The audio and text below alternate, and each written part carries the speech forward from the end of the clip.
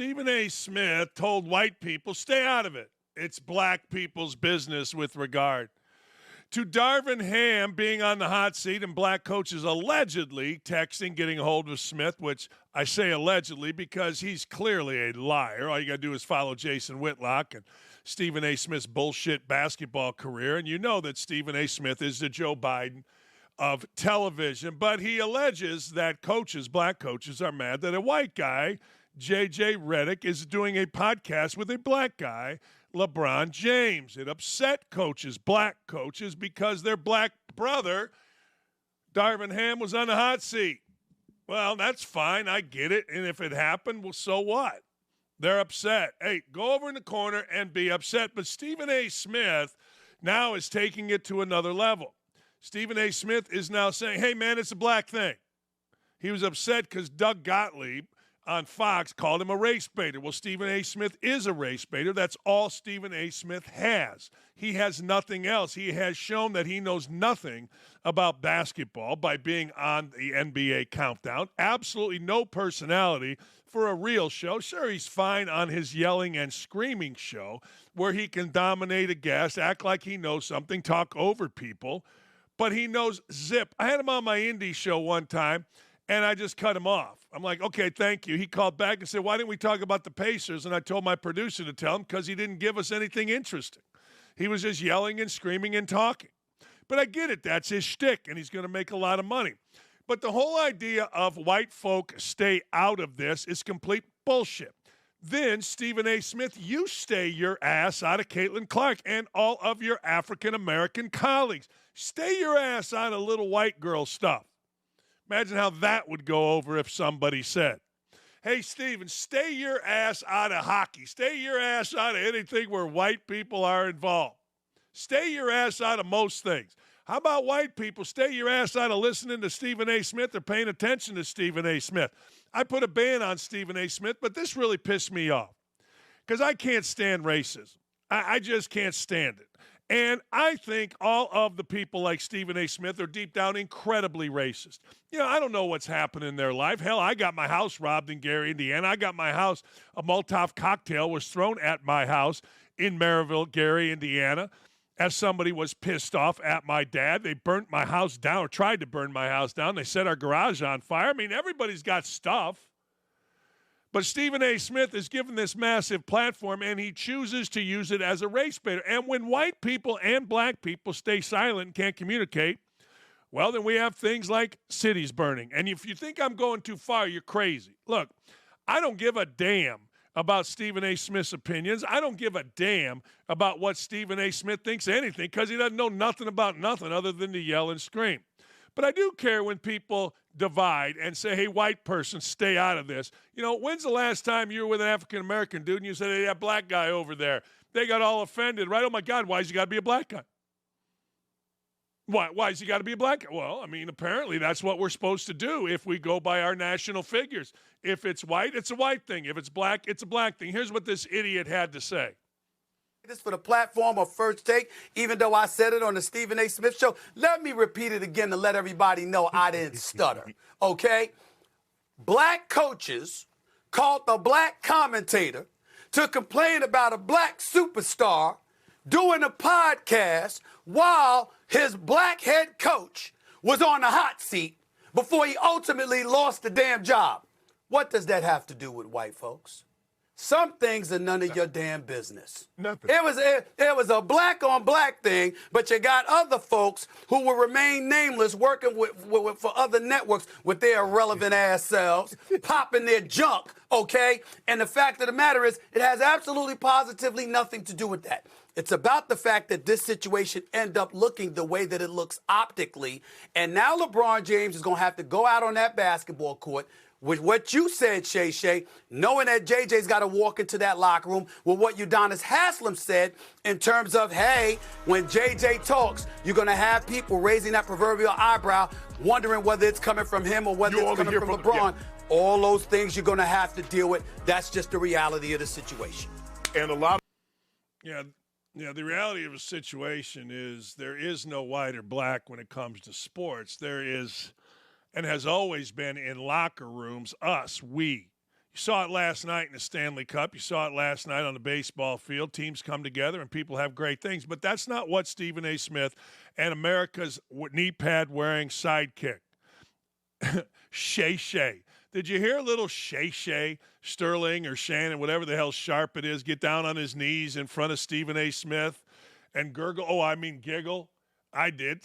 Oh, wait, let me get my knee pad, Stephen A. My knees are hurting. Yeah, it's ridiculous. It's bullshit. And I would fire immediately both of them. They would be gone so fast, and then I would deal with it. I'd deal with the protests. I would deal with all the bullshit, but I'm not going to have it. And at some point, ESPN needs to take back its network. Because right now, its network is completely out of control. And, frankly, us sports fans like to watch ESPN. Not a soul would watch ESPN if it didn't have the good games, if it didn't buy up all the rights. It buys up all the rights so it could cover its ass in diversity. It gets all of the rights, and then it puts all these clowns on for the sake of diversity. Hell, they had 6 African Americans on during the women's tournament, didn't have a single white guy. I don't know if that's diversity or not. That's what ESPN's doing. We all know it. If you just watch ESPN for the shows, nobody's watching Greenberg anymore. No one's watching these same guys, Mike Tannenbaum, Ryan Clark. No one's watching that crap, ever. But you do it because you go to ESPN for the games. And it's just in your brain because in the past, the people that worked at ESPN, whether they were black or they were white, had some sense to them. They didn't try to push you away. I'd fire Smith immediately. I've never said that. I don't care about his takes on sports. I don't care about any of it. I don't care about his social justice warrior stuff. I don't care about any of it. But at some point, you can't sit there and tell your audience, which is probably 75% white, hey, this is a black thing, leave us alone. So is Caitlin Clark a white thing? Is hockey just a white thing? I mean, they put that Subban guy out there that nobody ever heard of. Why? I don't know. Maybe that's supposed to be a white thing. No, I'll tell you why they put him on, because P.K. Subban was a good player. P.K. Subban is black. It covers them in diversity, and no sport is just a white or black thing. That's not how sports runs. So is NBC not supposed to cover? They have white executives. Are they not supposed to cover the 100 and 200-meter dash with their white executives? Because that's a black thing. No, it's ridiculous. It's idiotic. That's why, and it pisses me off. Look, I have said this before, and I'll say this again. I actually pay attention. And I know when you pay attention and you treat people with respect and you treat people with dignity and you do what Martin Luther King said, you judge and pay attention to. I don't like the word judge. I pay attention to people based on their content of character, not the color of their skin. Stephen A. Smith obviously doesn't do that. That's where we all know, both black and white, that have any type of intelligence, what frauds these people are. They will use Martin Luther King. They will stand up and say Martin Luther King this on Martin Luther King Day, but they don't live by it. They judge exclusively by the color of skin, not the content of character. Exclusively. Period. They don't know the content of J.J. Redick's character. They don't know the relationship. Why can't a black man, a black superstar, do a podcast with a white man who is on ESPN doing the finals? Why can't they? If we judge people by the content of their character, not the color of their skin. I would put that speech, Martin Luther King's speech, on everyone's desk via email, and after I fired Stephen A. Smith and old knee pad Shay Shay. I would tell Shay Shay, get your moist towel, get your little creamer that you use on Stephen A., get your knee pads, and get the hell out, and Stephen A. Smith get the hell out, and let people lose their mind. Let them all lose their mind. But the race baiting must stop. It must. We all know deep down Stephen A. Smith is a flaming racist. He can act, he can say, but he just showed you exactly. What do they always say? Eventually people will show you who they are. Sports isn't about a white thing, and of course it's a white thing. You're talking about a white person, J.J. Redick. The crux of his conversation was a white person. And it is in sports where any half-ass intelligent person understands that it is colorless. It always has been. Not always. It has been in the near past. But Stephen A. Smith and knee pad Shay Shay, they don't understand that. Shay Shay's harmless. Like, what's his face? Shannon Sharp, he's harmless. He can't hardly speak. I mean, he trips over his mouth. He can't put 3 sentences together Stephen A. Smith, though, when you don't have discussion, when you isolate race, you have things like riots in downtown Indy and other cities. I was downtown. I was helping clean up. I was working with black folks the next day. I demanded my kids come down. I bought food from the Potbelly for people, black folks and white folks, that were scraping the freaking graffiti off of monuments. I helped scrape that graffiti because I live the way I say. Stephen A. Smith doesn't. Stephen A. Smith understands that his bosses are weak. Stephen A. Smith understands that Jimmy Pitaro, Connor Schell, and the rest are weak men. Weak men worried about pensions, weak men worried about 401k, and weak men that don't give a rat's ass about their network. This all started, give you a little background, this all started years ago when ESPN got rid of, Norby Williamson involved in this, got rid of true ESPN guys, both black and white, people that helped build it. I know some of them. I'm thinking about the late Barry Sachs right now. They got rid of true ESPN guys because ESPN shifted. Now it is a cultural nightmare. Now it is a train wreck. I can't believe that ESPN has allowed a guy to get on the air and spew such racist venom, except that now that I can't. Because once you, as management, black or white, gives in, it's over. I've said before, and I'll say again, kindness is weakness. And these are the weakest men in the corporate world. The men that are running ESPN are so weak and so afraid. Mike Roberts, African-American dude, good dude, scared to death of being called anything.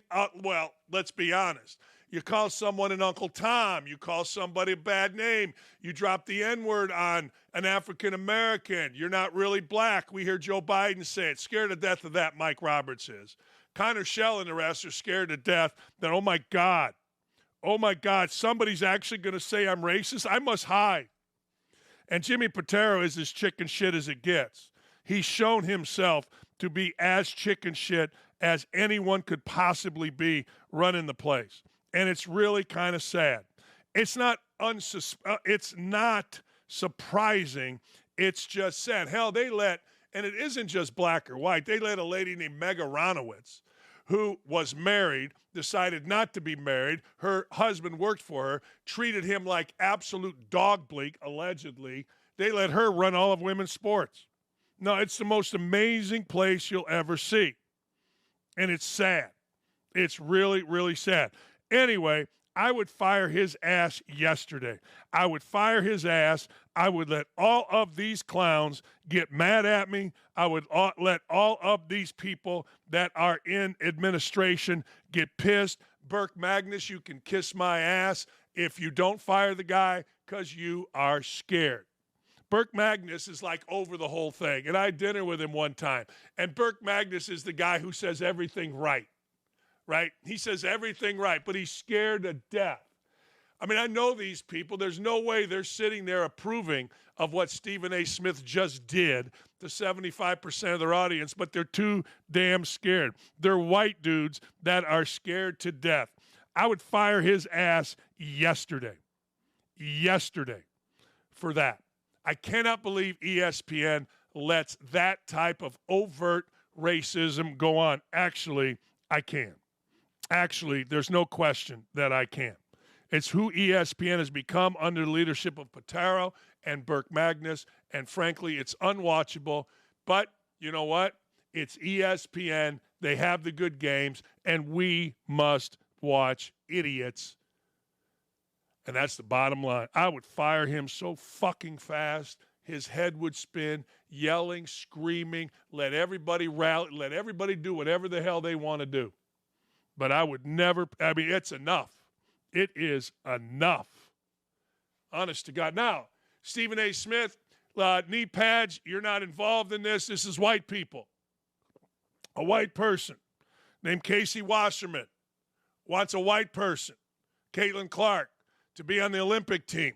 A white person is the president, the chief of the 2028 organizing committee in Los Angeles. You're not allowed in this, Stephen A. Smith, you and knee pad Shay Shay. Shay Shay, take Stephen A. into a dark room, get out your creamer, get out your knee pads, and do your thing. It's your job. He's mad, this guy Wasserman. He's mad about Caitlin Clark's Team USA snub. I think it's a missed opportunity because she's clearly a generational talent at a time when the world was ready for it. That's what I said. I just think it would have been an opportunity to elevate the women's team. That's what I said. I certainly hope she will be at the 2028 Olympics. She's a great star, and the future of American basketball is bright. There have been incredible talents in the world. Shame on all of us. The world was in a place to embrace that. Oh, bullshit. It has nothing to do with the world wasn't in place to embrace it. The product was bad. If there was no men's basketball, people would have paid attention to women's basketball. But the women's basketball is so far beneath men's basketball, it's like watching grade school. In fact, I guarantee you my 8th grade team could beat Caitlin Clark's Fever team.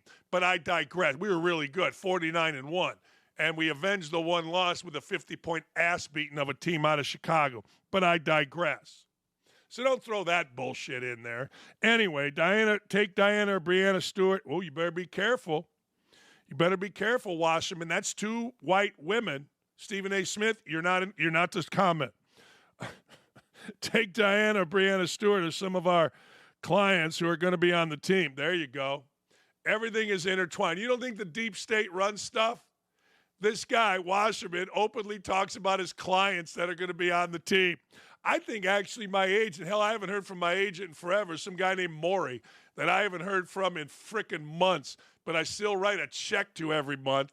Anyway, I think I'm part of the Wasserman group. I might be wrong. I don't know. Maybe Gary knows. I haven't heard from this clown in months.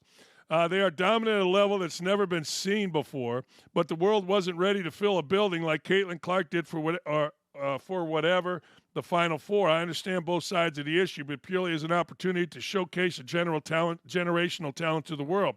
If it were simple, we wouldn't be debating it. What did he actually say? If it were simple, we wouldn't be debating it. Okay. I'm bad. This is why I could never climb a corporate ladder. I'm bad because I can't speak in generalities. I see something, I speak on it. I see something I like, I speak on it. I see something I don't like, I don't speak on it, or I speak on it negatively. If it were simple, we wouldn't be debating it. They are dominant at a level that's never been seen before, and the world wasn't ready to fill a building like Caitlin Clark did for whatever, the Final Four. Well, that's because the product sucked and everybody played the same. I mean, do you know that on layups, Angel Reese is shooting 50%, shooting 20% from 5 to 10 feet? I mean, who wants to watch that? Anyway, I get it. Everybody must be politically correct. Stephen A. Smith, you're not allowed to comment. It's white people. Can you imagine? And Shay Shay, knee pads. Shay Shay, knee pads. Shay Shay. He got tired of, Skip Bayless, so he brought his knee pads over to ESPN, old Shay Shay. Mumbling, stumbling, fumbling, Shay Shay. Shay Shay. Anyway, according to reports, both Mike McCarthy and Cowboy players are getting fed up with Jerry Jones. Well, so what? He the boss. He the owner. He the general manager. He the man. They're tired of him undermining the team and football decisions. Really? Now you're fed up? Hey, Mike McCarthy, listen, your fat ass was unemployed. Go stand over there and be fed up. But keep your phone on because I'm going to tell you what the hell I'm going to do if I'm Jerry Jones. I mean, that's what I would do. You're fed up? Great. You got 2 choices. Be unfed up and keep your job, or be fed up and we'll see you. Which one you want to do? Because I can get some guys that coach Cowboys. I mean, what the hell? I bet you Tony Dungy would coach the Cowboys now. So they're fed up. Head coach Mike McCarthy has apparently grown frustrated over the brain trust of the Cowboys, particularly the notion of Jerry Jones undermining him, according to a new report. Well, of course. When you sign up for the job and the owner's the general manager and the owner thinks he's a football person and the owner does radio shows on a weekly basis and the owner's on TV all the time, what the hell do you think's going to happen? I mean, if you didn't know that when you took the job, then you must not know anybody that's ever coached there. So what? You're mad. Hey, go over there and be mad. And then we'll talk to you when we have a minute. He's doing the best he can, an ex-Cowboys personnel man said, per Tyler Dunn of Go Long. Some of the people I've talked to say he's getting fed up with it a little bit. See, here's the deal, though. Let me go the other side. The other side is this. If Mike McCarthy doesn't have a lifetime of FU money by now, I can't help you. No, seriously, I can't help you. Mike McCarthy should have more money than he has sense. And if he'd put down the sausage for a minute, get on a treadmill, maybe people would have more respect for him. But anyway, you take the Cowboys' job, and guess what? Jerry Jones is going to meddle. It's like you turn on a TV or you turn on some cameras, and I'm going to be handsome. It's just the way it is. The report noted that current players are more concerned about Jerry Jones than their own head coach, as indicated by high-ranking Cowboy lieutenants over the notion that ownership can undermine the head coach at any moment. Well, duh. Ownership can undermine the head coach at any time, anywhere. See Jeff Saturday being hired as the head coach of the Indianapolis Colts. What are you doing? The personnel source added, so that means he can get a talented team like they've had, but they're going to underachieve when the coaches can't influence the players the way they need to. Boy, is that true. You know, I said this before, I'll say this again, and this is why I love my job here at OutKick, which may be in jeopardy for criticizing Stephen A. Smith. I don't know. But anyway, here's the deal. You want to be successful? As the great Brad Stevens told me about why Butler got to 2 national championship games back-to-back, everybody's got to be pushing in the same direction. And it's apparent, to me anyway, that everybody isn't pushing in the same direction when it comes to the Cowboys and hasn't been. This is Jerry Jones's time to shine. This is Jerry Jones's time to be a football guy. We all know him. They're DSBs. He was a good player, though, playing national championship team at Arkansas by all accounts. But DSB means simply this, the guy that hangs around the athletes. We had a bunch of them at Indiana. That's what Jerry Jones is trying not to be. He's trying to be a real guy. So that when people view him, they view him as a football guy. He didn't like the Jimmy Johnson back in the day when he won a couple Super Bowls, got all the credit. He didn't like that. Credit goes to me, Jimmy Johnson. Or excuse me, Jerry Jones. And if you don't understand that, shouldn't have joined the Cowboys. I mean, it's that simple. Hey, whoa. Love is love, baby. Love is love. Stop it. I hear it during Pride Month all the time. Dudes walking down the street, making out with other dudes while they're naked, wearing leather, assless chaps. Love is love. That's the excuse in the LG, whatever the hell it is, community. Love is love. Stop it. Mark Schlereth doesn't agree with that. Mark Schlereth, friend of the show, thinks that Bill Belichick dating a 24-year-old makes him disgusting and a pig. What? I thought love was love. I think he's a pig. It's disgusting. It's just awful, Schlereth said. What are you doing? Plus, you look like an absolute clown.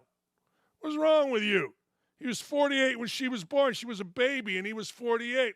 Why is that Mark Schlereth, friend of the show? Why is that his business? I care less. I will say this. When I was divorced, I did go out with someone in their mid-20s, and it was like, well, what are you doing? I had to look at myself in the mirror. I mean, the girl was hot, and she was down to clown. But what are you doing? I don't need that in my life. Stop it. But Bill Belichick, who knows who his soulmate is? Love comes in many forms. Love comes, there's all those, Christian sayings, right? Love is patient, love is kind, love is blind, love is beautiful, blah, blah, blah, blah, blah. But to Mark Schlereth, apparently you being 48 when this girl was born, now 72 when she's 24, that ain't love is love. Hey, Nick, you just got back from Colombia where apparently you did not get arrested. You're about 25, 26. You dating anybody in their 70s? Hell no. Like I said before, I think before I left, if she ain't Christy Brinkley, then it's not for me. Forgot about that Christy Brinkley one. That's pretty good. Actually, Yeah, right. that's really, really good. Yeah, she's in her 60s.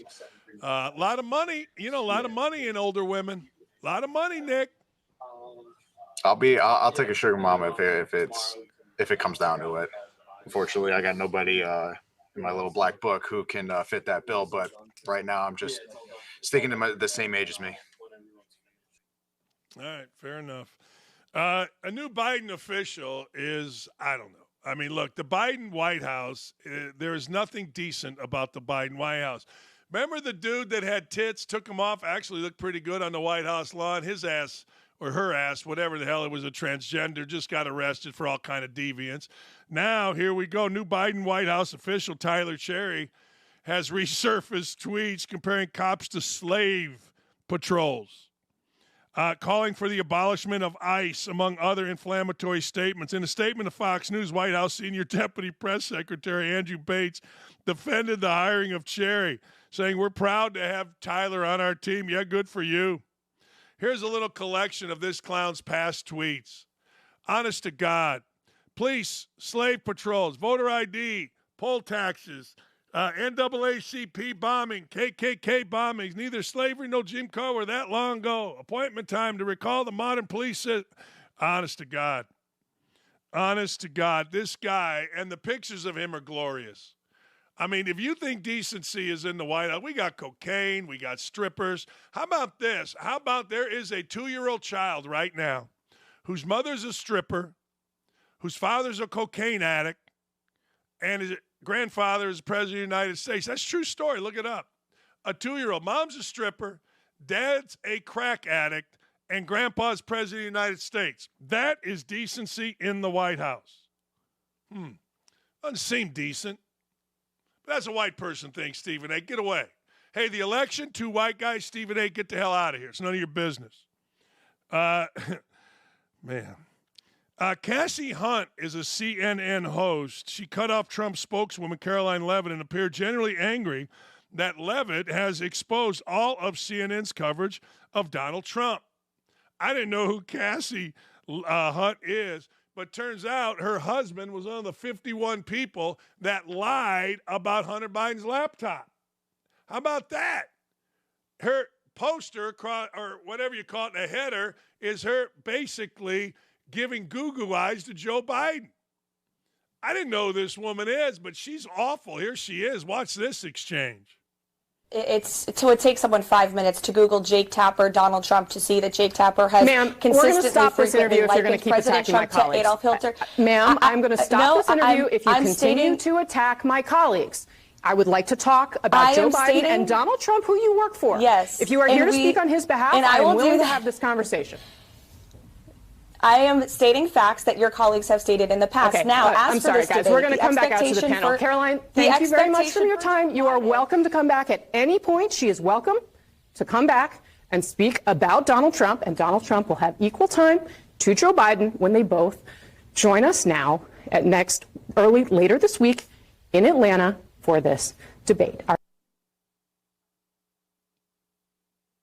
I mean, okay. Good for her. And then this is what she had to say later on. Cassie Hunt had this to say. She says that you come on my show, you respect my colleagues, period. I don't care what side of the aisle you're on. As my track record clearly shows. Oh, man, her track record shows that, well, frankly, she is so pro-Biden that she shouldn't be on TV. Well, she should be on CNN. She's so against Trump that she can barely think. Now, I don't blame her for defending her colleagues, but damn. I mean, it is amazing to me. These folks, they don't want to hear the truth. And good for Donald Trump. He's playing 3 against 1 with Jake Tapper, or whatever, Richard Tapper, or whatever the hell his name is, and the rest of these clowns. But it is fascinating to me. It is absolutely fascinating to me that once you get going, man, these women don't like it. You come on my show, you respect me, and although my husband, Mario Rivera, good for him, man. He's one of the dudes that lied about and influenced an election. I got to get to that point. I got to get this show to the point where I can influence an election because I ain't afraid. My Serbian brother and coach of the Serbian Olympic basketball team, Svetislav Pesic, believes this year's Olympic team with the United States is better than the famed Dream Team. That's right. Better than the 92 Dream Team of Michael Jordan, Charles Barkley, Patrick Ewing, Karl Malone, John Stockton, you name it. Clyde Drexler, yeah, that's what he says. This American team is better than the original Dream Team from 1992. If I'm Pesic, that's what I'm saying. Hell yeah, that's what I'm saying. Because these guys are brain dead, the guys on our current Olympic team. They're soft, they're ridiculous, they're entitled, and all you got to do is pat them on the head a little bit, and they'll believe their own bullshit. See, Michael Jordan and those guys, they did it for more than just the United States. They did it for their shoe brand. You can't be the face of Nike, have your own brand, and lose in the Olympics. That's why they stomp people. They came from a different generation where you just wanted to whoop ass. This generation wants to play around. This generation wants to jackass around. This generation, well, frankly, they're a bunch of entitled multi-gazillionaires that really have nothing to play for other than, I think I'll go over there, play in the Olympics, and see what's going on. Before we get to hammer time, Martina Navratilova, she's always in the news now because as a lesbian, and actually as the first person that I ever heard hanging out with a transgender person, Dr. Renee Richards, Martina going at it and she not having it from a former woke liberal New York Times writer. This guy tried to lecture her on biological males competing against females. She put the hack back into place after they engaged in a little bit of a Twitter spat over the topic of biological males competing in women's sports. It's just stupid. This shouldn't even be an argument. Let's see Ben Roethlisberger. Ben Roethlisberger never played it with anything other than himself. We're getting a lot of sex jokes here today. Martina Navratilova turning this anti-trans crusade into her life's obsession. There's nothing anti-trans about it. Just because you say women should not have to compete against men isn't anti-trans. It's pro-women's sports. Remains dispiriting as she turns it into way more transphobic vitriol than just discussing sports fairness, as I've covered before, just being nasty and cruel and dehumanizing. Boo. Okay, little pussy. You'll be okay. Boo. Can you imagine an adult male? Boo. Here's Martina's response. Here is Martina, yet another man telling women what they should care about. And who are you exactly? Oh, yeah, the reporter who tells tennis players it's off the record, then prints what they say anyway. Good to know you care about women's sports and women's sex spaces. I care. Look, this guy is such a douchebag. Boo. Can you imagine an adult male with a penis? Boo. I've never done that. But I care also about someone who has a beacon of freedom and inclusion in the sport I've covered, sadly choosing to erode the platform she's built with cyberbullying campaigns and aimed at obscure low-level amateur athletes. I wish you better than that. Yeah, okay. That's always the thing. Be better. Be better. Do better. Boo. I'm Ben Roethlisberger. Boo. I've never played a sport. Boo. Hey, look, there's nothing anti-trans about it. There's nothing vitriolic about it. Simply have adult men men transitioning to women play against men. And women transitioning to men play against men. Easy, simple, and inclusive. There's no transphobia by saying dudes should participate against dudes. Shut the hell up with that. That's just the talking points that you're given by the committee on being trans. Simple. All of you, go play with the boys. See how that works out for you.